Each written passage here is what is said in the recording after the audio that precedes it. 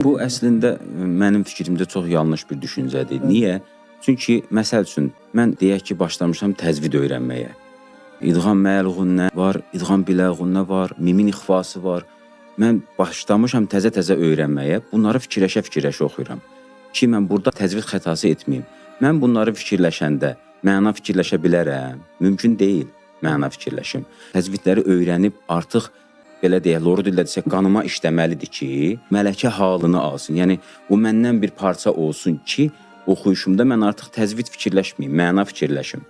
Muğam da onun kimidir. Mən muğamları öyrənirəm. Öyrənmə ərəfəsində, bu keçid mərhələsində mən oxuyanda bəyatın qərarını oxudum, cavabına keçəcəm indi. Bunları düşünməyim çox normaldır, təzviddə olduğu kimi.